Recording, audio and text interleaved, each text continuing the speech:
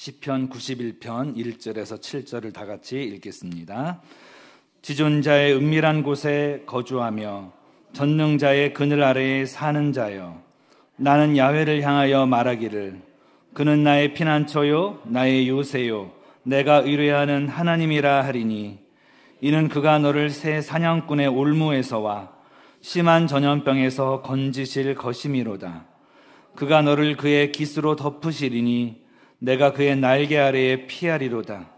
그의 진실함은 방패와 손 방패가 되시나니, 너는 밤에 찾아오는 공포와 낮에 날아드는 화살과 어두울 때 퍼지는 전염병과 밝을 때 닥쳐오는 재앙을 두려워하지 아니하리로다.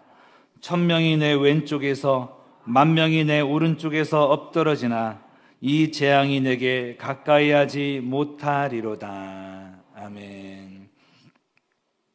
함께 따라해 보겠습니다. 우리의 주소는 어디인가? 우리의 주소는 어디인가? 삶을 살아가다 보면 어렵고 힘든 순간, 삶의 위기의 순간이 찾아옵니다. 대부분의 사람들은 다 환경에 영향을 받습니다. 어떻게 보면 당연한 일입니다. 그러나 우리 주님 믿는 사람들은 환경에 따라 휩쓸리는 것이 아니라 이것을 다스리고 극복해 나가야 될 줄 믿습니다. 온도계라는 것이 있고 온도 조절기라는 게 있어요. 온도계는 어때요? 이 온도가 올라가면 쫙 올라갔다가 떨어지면 내려가고 왔다 갔다 합니다. 하지만 저 온도 조절계는요, 오히려 그 방의 온도를 바꾸고 조절할 수 있어요. 온도 조절기처럼 된다면 얼마나 좋겠습니까? 상황에 따라서 왔다 갔다 하는 그런 인생은 저 역시도 진절머리가 납니다. 좀 좋으면 막 좋다고 그랬다가 어려우면 막 원망이 되고, 요셉처럼 와, 박랑골이 있으니까 참 좋다 이러다가 이거 사라지니까 이럴 수가 있습니까? 하나님께 막 원망하는, 왔다 갔다 하는 그런 삶이 우리 모습 가운데 보이지 않습니까? 그러나 기억할 것은 상황이 아무리 안 좋아 보여도 우리의 하나님이 우리 아빠라는 사실인 거예요. 우리의 운명은 주님의 손 안에 있고 우리 일생뿐만 아니라 온 인류와 우주의 역사가 하나님께 달려있는데 그분이 우리의 아버지라고 하십니다. 그리고 우리 안에는 예수의 피가 흐르고 있고 부활하신 예수님이 우리 마음 안에 있는데 우리는 환경에 눌릴 수 없습니다. 마귀에게 눌릴 수 없습니다. 우리가 가진 신분을 기억해야 되죠. 핵폭탄이 있는데 이거 하나 터뜨리면 도시 전체가 쑥대밭 될 수 있어요. 그런데 써보지도 못하고 불발탄이 된다면 얼마나 큰 손실이겠습니까? 우리는 복음을 통해서 온 나라와 민족을 쑥대밭 만들 수 있는 그런 주님의 은혜를 가지고 있는데 그것을 사용하지도 않고 환경에 눌려서 그냥 살아간다면 애처로운 일일 것입니다. 그러면 어떻게 해야 될 것인가? 오늘 첫 번째로 하나님을 나의 주소로 삼는 것이 해결책인 줄 믿습니다. 한번 따라해 보겠습니다. 하나님을 나의 주소로 삼자. 오늘 시편 기자가 말한 것처럼 지존자의 은밀한 곳이, 전능자의 그늘이 우리의 삶의 주소가 되어진다면 우리는 어떤 상황에 놓여도 흔들리지 않게 될 것입니다. 우리는 각자 주소를 다 가지고 있어요. 제가 여기 계신 모든 분들한테 집 주소가 어디예요? 물어보면 답할 수 있을 거예요. 저도 답할 수 있어요. 경기도 하남시 미사 강변 한강로 326. 여기서 걸어서 15분이면 갈 수 있는 곳입니다. 다 주소가 있어요. 그런가 하면 이메일 주소라는 것도 있어요. 이메일 주소. 그리고 카톡 아이디라는 것도 있습니다. 어찌됐든 이 주소란 우리와 연결될 수 있는 곳, 우리의 거처, 우리의 안정감을 상징하고 집을 상징해요. 어떤 사람은 마음의 주소가 이런 집 주소 말고 모아놓은 돈에 있을 수도 있고, 자기의 마음의 안정감이 자기의 학벌에 있을 수도 있고, 어떤 사람은 자랑스러운 자식에 있을 수도 있고, 또 믿음직하게 뒤봐주는 어떤 사람이 있을 수도 있어요. 어찌됐든 그 마음의 궁극적인 안식처를 주소라고 상징해 볼 수 있을 거예요. 그러나 이런 세상의 것들이 우리 마음의 진정한 안식처, 주소가 될 수 있을까? 지난달 말에 우리가 보았지만 그 방아다리 주유소 앞에서 싱크홀이 터져서 아파트 7층 높이에 그런 구멍이 생겼는데, 우리가 생각하는 이건 안전하겠지, 이 사람은 믿어도 되겠지, 나한테 이러이러한 재화가 있으니까 이 부분은 안심이 된다 하는 것들이 진짜 안심할 수 있는 것인지를 돌아봐야 된다는 것이죠. 그러나 우리 하나님 아버지는 우리가 믿고 의지할 유일한 분이신 줄 믿습니다. 성령 하나님은 우리가 진정으로 마음을 두고 주소로 삼아야 될 유일한 존재인 줄 믿습니다. 우리 아들이 이제는 커서 중학교 2학년이 되었지만 아주 어릴 때 꼬맹이 때 아장아장 걷고 넘어졌다가 일어나고 그럴 시점에도요, 둘이 손잡고 깜깜한 밤에 어디 가도 두려워하지 않습니다. 왜요? 아빠라는 존재가 함께 있다는 그 사실이 그에게 안정감을 주는 거예요. 한낮이라도 폭신한 어떤 쇼파가 있는 곳이라 할지라도 아빠, 엄마가 없이 혼자만 있다? 그 아기에게는 큰 불안감이고 재앙이에요. 그런데 아빠가 있다는 그 사실이 밖에서 손등 번개가 쳐도 어떤 일이 일어나도 두려워하지 않게 만든다는 것이죠. 우리의 삶의 주소, 내 마음의 주소를 어디에 두어야 될까? 오늘 1절 말씀처럼 지존자의 은밀한 곳, 전능자의 그늘, 내가 어디 있든지 무엇을 하든지, 내가 학교에 있든지 학원에 있든지 내가 직장에 있든지 교회에 있든지 상관없이 내 마음의 주소, 삶의 주소, 인생의 주소는 오직 주님이 되시기를 주의 이름으로 축원드립니다. 그렇게 주님과 동행하는 것이 우리 인생에 너무나도 중요한 거예요. 요셉은 어떤 상황에 있어서도 하나님이 그의 주소였었어요. 늘 주님과 함께 있다 보니까 그에게서 하나님의 냄새가 났습니다. 그리고 모든 상황, 어려운 상황도 많이 만났지만 궁극적으로 승리했어요. 요셉의 물리적인 삶의 주소는 계속 바뀌었습니다. 아빠 집이었다가 구덩이이기도 했고, 또 보디발의 집이기도 했고, 감옥이기도 했고, 왕궁이기도 했는데요. 물리적인 그의 주소는 계속 바뀌었지만 그의 영적 주소는 동일했어요. 누구예요? 오직 하나님.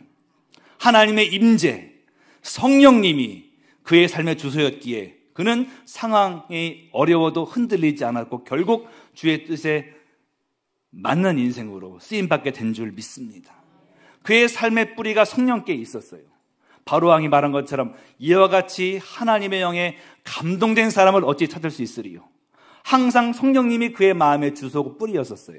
그러다 보니까 환난 중에도 흔들리지 않고 그 요셉이라고 하는 그 삶의 그 나무가 점점 자라서 로마서 8장 20절 이하의 말씀 나온 것처럼 환난 중에 연약하고 위태할 때 도움받게 되어지고 합력해서 선을 이루게 되어지고 그의 삶을 통해서 주님의 모습이 나타나게 되는 역사가 임해서 꽉 찬 알곡의 삶이 된 줄 믿습니다. 그렇지 않으면 다 바람이 나는 겨와 같은 인생이에요. 아무리 많은 사람들이 봤을 때 성공을 했어도 주님께 뿌리박지 않고 그의 주소가 주님께 있지 않고 세상 성공을 향해 달려갔다면 허무한 삶이 되고 만다는 것입니다. 주님을 나의 주소로 삼아서 오직 하나님의 임재 속에서 떠나지 않는 우리가 되기를 주의 이름으로 축원드립니다. 집에서든 직장에서든 자녀와 함께 있든 혼자 있든 어디 있든지 간에 주님께 뿌리를 내려서 주님과 함께 있으면 우리는 점점 더 주님 냄새가 나게 될 것이에요. 늘 기도하시고 또 혼자 있는 시간에 찬송도 계속 1시간 이상 불러보시고 또 기도를 하실 때 기도가 잘 안 되면 저 같은 경우는 걸어요. 걷는 게 또 동행하는 거지 않습니까? 한 1시간 걸어가면서 누구랑 같이 걷지 말고 혼자 걸어가면 기도가 돼요. 하나님, 오늘도 봄이 왔네요. 저 사람은 왜 이렇게 지나가는 사람 보면서 저 사람은 왜 이렇게 얼굴이 어두울까요? 계속 대화를 나누면서 기도할 수 있어요. 여러 가지 문제들, 염려거리들 놓고 기도할 수 있어요. 그리고 산책을 마치다 보면 어느덧 마음이 시원해져요. 기도도 그만큼 한 거고 몸도 건강해져요. 그렇게 여러분 기도하시고 또 산책 가시면서도 기도하시고 찬송도 부르시고 주와 동행하시기를 주의 이름으로 축원드립니다. 어디에 있든지 주님과 함께 있는 게 중요해요. 모세는요, 도망자 신세가 되어서 광야에 갔는데 거기서 40년 동안 또 양을 치고 그랬잖아요. 그런데 어느 날 떨기나무에서 활활 타는 불을 통해서 하나님 만나게 됩니다. 모세야 모세야, 네 발에서 신을 벗어라. 네가 선 곳은 거룩한 땅이다. 그 전까지는 양이나 소 똥 치우고 그런 데인 줄 알았는데 그냥 나뭇가지에 휩쓸리고 아무것도 없는 곳인 줄 알았더니 거기가 거룩한 땅이에요. 왜? 하나님이 계신 곳이 거룩한 땅이에요. 우리가 가는 이 직장도 일터도 또 장보러 갈 때에도 주와 함께하는 나는 거룩한 땅을 딛고 살고 있는 거예요. 야곱도 에서 형의 무서운 살기 어린 그 위협을 벗어나서 도망자 신세가 돼서 외삼촌 집으로 가게 되어질 때 너무너무 피곤해서 돌베개 베고 자는데 그때 하나님 만났잖아요. 그리고 그런 고백했습니다. 야훼께서 과연 여기 계시거늘 내가 알지 못하였도다. 우리에게 그런 전환이 필요해요. 그냥 일상이 아니에요. 내가 하나님을 바라보고 성령님과 동의하면 내가 가는 모든 곳이 거룩한 땅이고 하나님 함께한 곳이고 기적의 땅인 줄 믿습니다. 다윗은 나는 주님과 함께다. 이곳에 주님이 계시다. 심지어는 골리앗 앞에서도 나는 주님과 함께다. 전쟁과 죽을 위기 앞에서도 나는 하나님이 함께 하신다. 이 사실을 알 때 그는 두려움을 극복할 수 있었던 거예요. 진리를 알지니 진리가 너희를 자유롭게 하리라. 진리가 뭐예요? 내가 혼자라는 것이 진리입니까? 그거는 진리가 아니에요. 내가 어딜 가든지 아무리 내 마음속에 외로움이 엄습한다 할지라도 사랑의 하나님이 나를 안고 계시다는 것이 진리예요. 우리가 동물원에서 사자를 볼 때 겁나지 않은 이유가 무엇입니까? 그 새창살이 안전하고 그 안에 있는 것을 우리가 믿기 때문에, 안전한 걸 믿기 때문에 우리는 즐길 수가 있어요. 오히려 그것처럼 우리도 주와 함께 있다는 그 확신이 다윗처럼 모든 삶을 승리하게 만들 줄 믿습니다. 하나님이 주소가 되면, 주님의 임재가 함께 있으면 우리는 환경을 극복하고 초월할 수가 있어요. 다니엘은 하나님이 주소였어요. 그래서 그를 사자굴로 내리든 모함하든 아니면 높여서 네가 최고야 라고 하든 붕붕 띄우든지 간에 그의 마음에 변동이 없어요. 막 슬펐다가 내가 국무총리래. 나 이제 인정받았어. 사람들이 날 다 좋아해. 이젠 다 나를 미워해. 왔다 갔다 하면서 그 마음이 막 바람에 나는 겨처럼 되지 않았다는 거예요. 하나님께 맡기고 주님 안에 있으니 나는 다 복을 받은 자다 라는 마음으로 나아갔고 결국 그의 인생 전체에 주님이 받으실 만한 아름다운 역사가 넘친 줄 믿습니다. 사도 바울은 감옥에 있어도 그의 영적 주소는 항상 주 안에서 항상 기뻐하라. 우리 담임목사님 말씀 주신 것처럼 주 안, 항상 주님 안이 그의 주소예요. In Christ. 그렇기 때문에 감옥에서도 천국이 이루어졌어요. 주와 함께 있었기에. 에베소서, 빌립보서, 골로새서, 빌레몬서, 이건 다 뭐예요? 옥중서신. 그 감옥 같은 환경 속에서 하나님 말씀, 진귀한 보물인 하나님 말씀이 기록되는 일들이 일어난 줄 믿습니다. 우리에게 흔들리지 않는 나라가 딱 한 군데 있으니 바로 천국이에요. 히브리서 12장 28절 말씀. 그러므로 우리가 흔들리지 않는 나라를 받았은즉 은혜를 받자. 이로 말미암아 경건함과 두려움으로 하나님을 기쁘시게 섬길지니. 영원토록 흔들리지 않는 하나님 나라가 나의 주소가 되도록 늘 주님의 임재를 따라가는 여러분 되시기를 축원합니다. 두 번째로요, 하나님을 말해야 해요. 한번 따라하겠습니다. 하나님을 말하라. 부정을 말하지 말라. 부정적인 인생이 되지 마시고 어떤 상황에서도 하나님을 향해 말하시고 하나님을 찬양하시기를 축복합니다.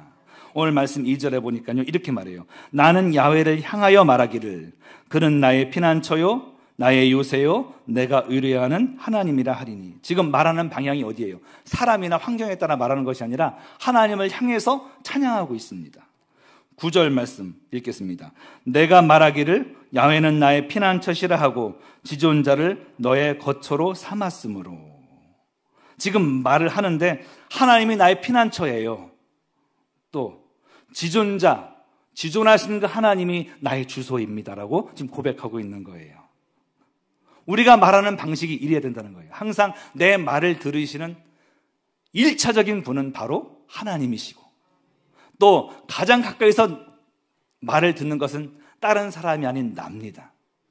오직 하나님을 향해서 말하시고 찬양하시고 내 자신에게 주님의 사랑을 선포하시기를 축복합니다.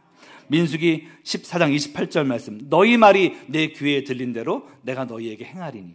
주님께서 자기보다 큰 존재가 없기 때문에 하나님 자신을 걸고 맹세를 하셨는데 너희 말이 내 귀에 들린 대로 행한다는 거예요. 우리가 어떤 말을 해야 될까? 항상 내 말을 듣는 제일 청자가 하나님이신 것을 기억하면서 그분을 향해 말할 때 찬양하고 감사하고 절대 긍정의 말을 선포할 때 하나님께서 아름다운 일들로 바꿔주실 줄 믿습니다. 열정탐꾼은 하나님을 향해서 주님을 염두에 두고 말하는 사람들이 아니에요. 그들의 말은 악한 말도 아니고 잘못된 말도 아니고 그냥 요즘 보는 뉴스 보도처럼 그런 말이에요. 하지만 그들이 잘못한 것이 있으니 하나님을 염두에 두고 말한 것이 아니란 것입니다.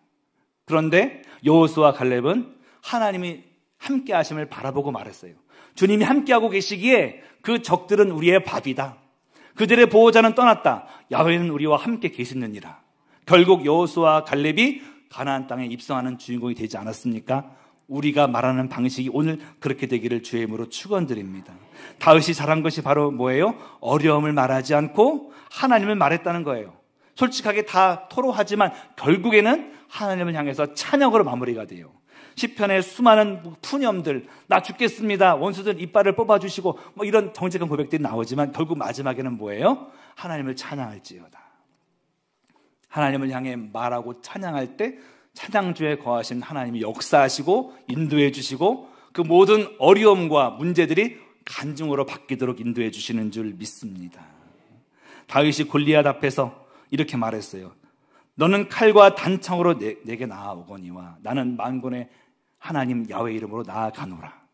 골리앗이 얼마나 무시무시한 존재인데 어떻게 이렇게 당당하게 말할 수 있었을까요? 그렇게 말하기 위해서 그 전에 필요한 필수 작업, 하나님 바라보고 그분의 임재 속에 빠져 사는, 주님과 함께 있는, 머무는 그런 시간이 필요했다는 것이죠.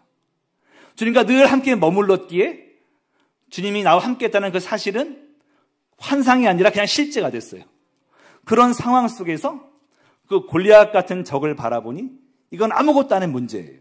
골리앗 자체는 거대한 문제 같지만 하나님에 비해서 바라보니 상대적으로 아무것도 아님을 알게 되어지고 당당히 외치게 되어지고 무기란 것이 변변치 않았지만 그 돌멩이 하나로 골리앗을 무너뜨리는 자가 된 줄 믿습니다.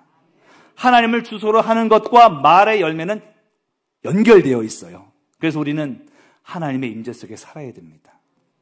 우리 예전에 성도님들을 통해서 7, 80년대 우리 지역장님, 구역장님만 떠도 마귀가 벌벌 떨고 도망갔어요. 그때 우리는 뭐가 있었습니까? 주여 삼창 기도해가지고 하나님이 함께했다는 확신이 그냥 누가 봐도 느껴져요. 모든 그 구역원들이. 그 상황 속에서 마귀에 대적하니 마귀는 떠나갔습니다. 그런데 만약에 성령 충만하지 않은 상태에서 주님의 임재 속에 머물지도 않은 상태에서 아무리 외쳐보십시오. 바울이 선포했더니 귀신이 떠나가니까 제사장 스게와의 7 아들들이 되게 신기하다. 똑같이 해봐야지. 바울이 전한 예수 이름을 명하노니 귀신은 떠나갈지어다. 어떻게 됐습니까? 옷 다 찢어 발겨가지고 뻘거벗은 몸으로 주랭아 36개. 그가 말합니다. 내가 바울도 알고 예수도 알거니와 너는 누구냐? 부끄러움 당하는 거예요. 주의 임재 속에 머물면, 그러나 우리가 주의 임재 속에 머물고 성령 충만하면 어린아이라고 할지라도 마귀가 벌벌 떠고 도망갈 줄 믿습니다.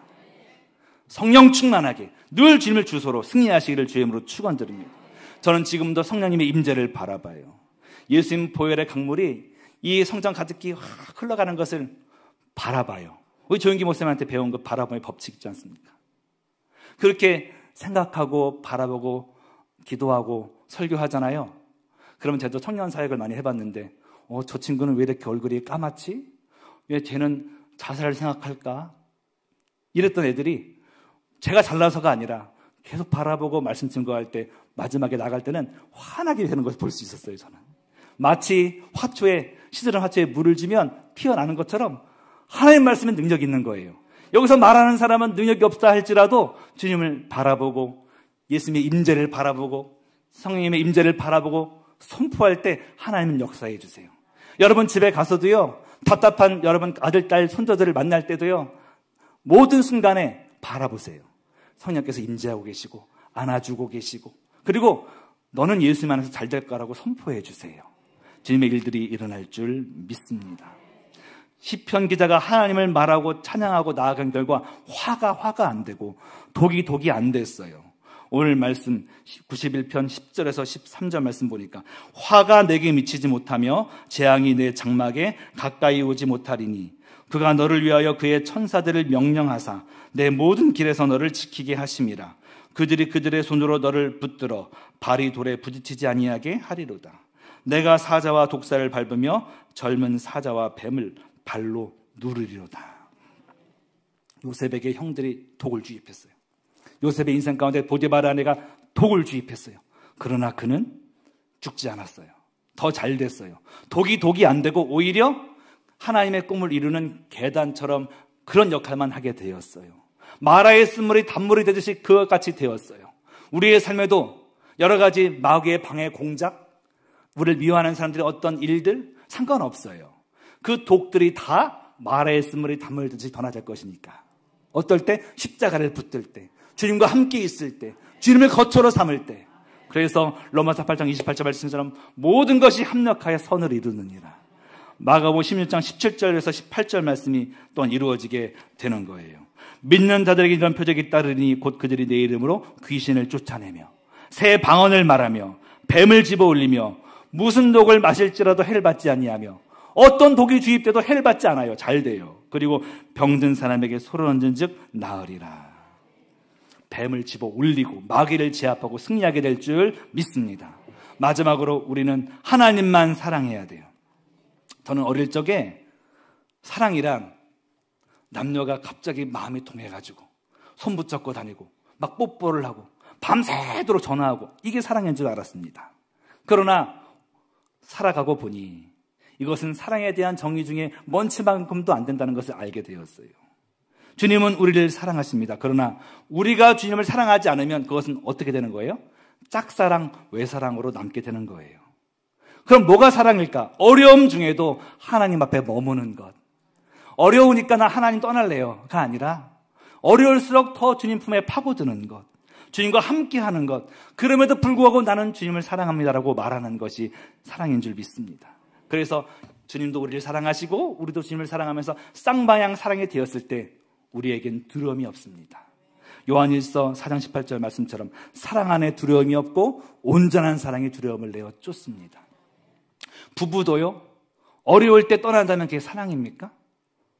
어떤 여자분이 그 남자분의 돈과 재력이 너무나도 마음에 들어서 결혼을 했는데 사업하다 보면 어려울 때가 있잖아요. 그래서 이게 다 날아갔어요. 그러니까 이렇게 말한다고 생각해 보세요. 나 당신 돈 때문에 결혼했어. 돈 다 날아갔으니까 이제는 이혼하자. 그럼 뭐예요? 사랑하지 않는다는 것이 너무 명백하게 보여지게 된 거예요.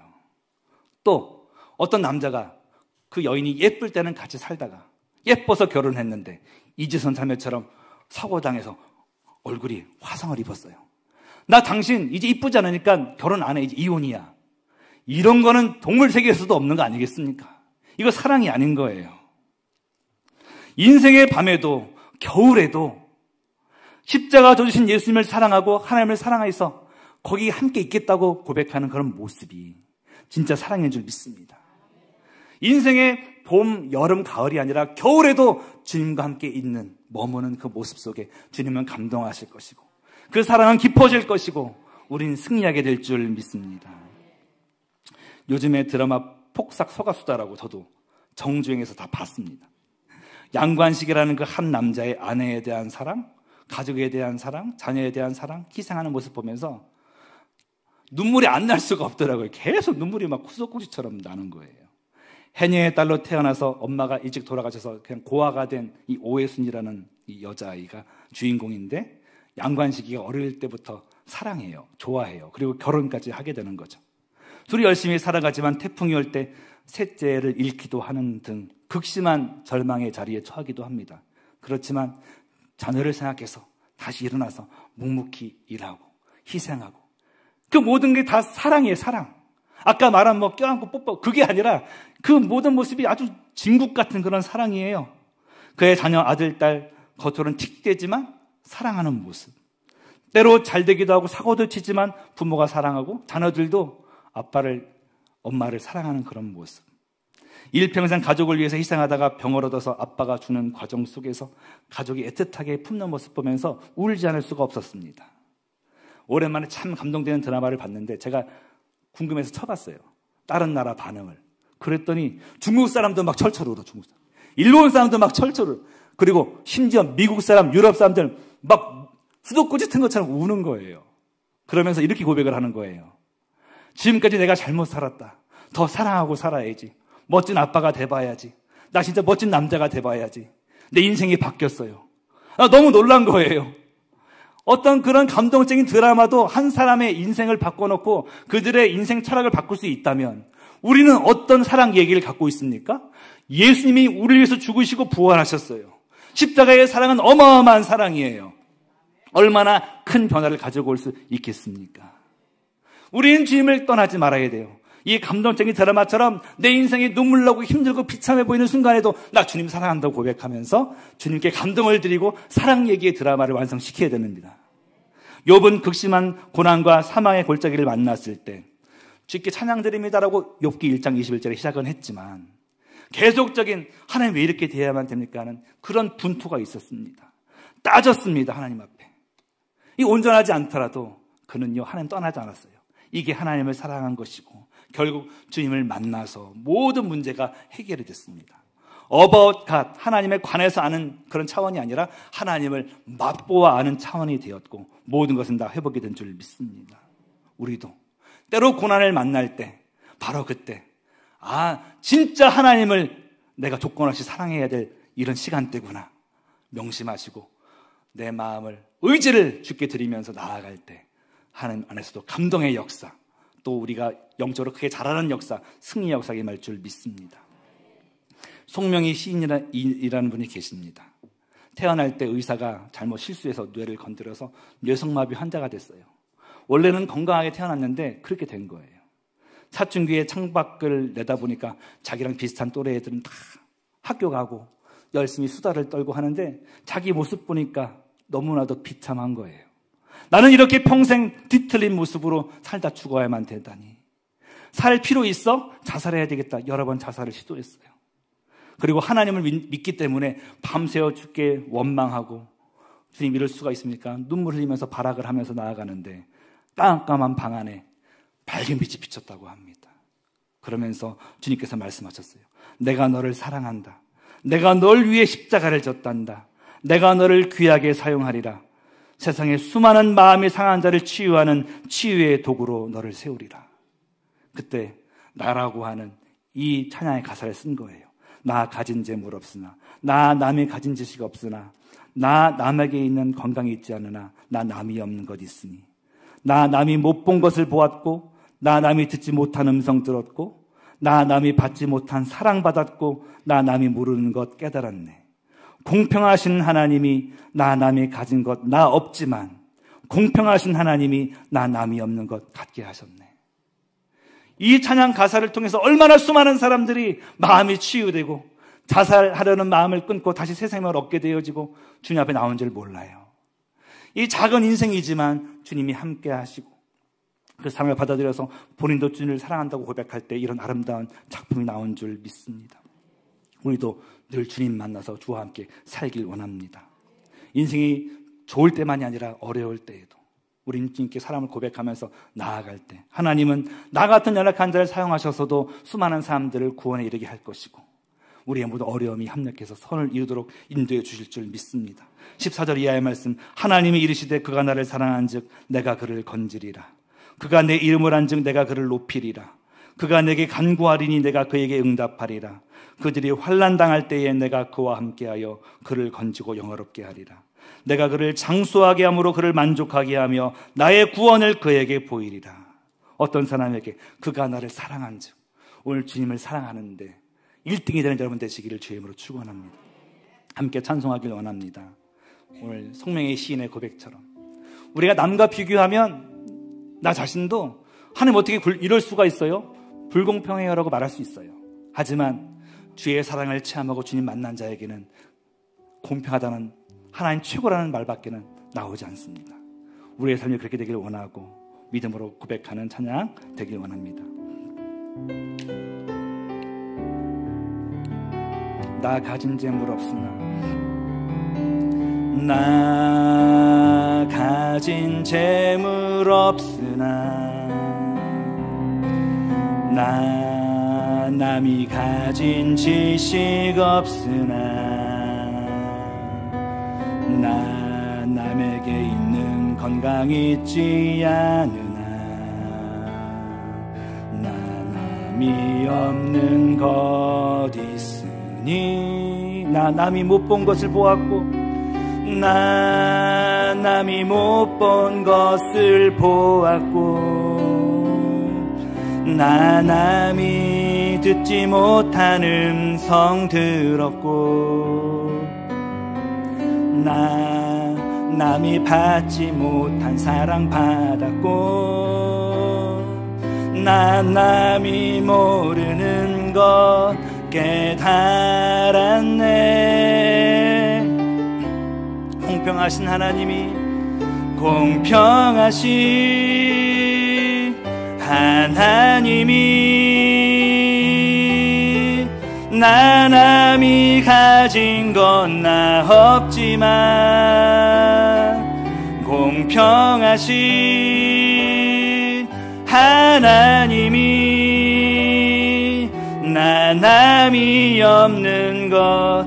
공평하신 하나님이 마지막으로 찬양합니다. 공평하신 하나님이, 나 남이 가진 건 나 없지만, 공평하신 하나님이, 나 남이 없는 것 갖게 하셨네. 사랑의 하나님, 감사합니다. 우리의 삶의 주소를 주님께 둡니다. 주님 붙들어 주시고 주님만 사랑케 하여 주옵소서. 오늘 드리는 기도마다 응답하여 주시고 성령 안에서 승리하게 하여 주옵소서. 교회를 지심은 것 주께서 만배로 갚아주시고 주님의 귀한 사역에만 귀히 쓰여지게 하시고, 오늘 기도할 때 하나님의 역사를 경험하게 하여 주시고, 우리 교회가 더욱더 부흥되게 하시고, 우리 담임 목사님 더욱더 신원신의 강감을 얻게 하여 주셔서 능력의 말씀 선포될 때마다 귀신이 벌벌 떠고 도망가고 부흥이 임하게 하여 주시고, 여의도 순복음교회 큰 부흥을 주시옵시고 주님 나라 사명을 감당하는, 마지막 때 큰 사명 감당하는 교회가 되게 하여 주옵소서. 우리의 기도 통해서 주의 역사가 충만할 줄 믿사오며 예수님 이름으로 기도합니다.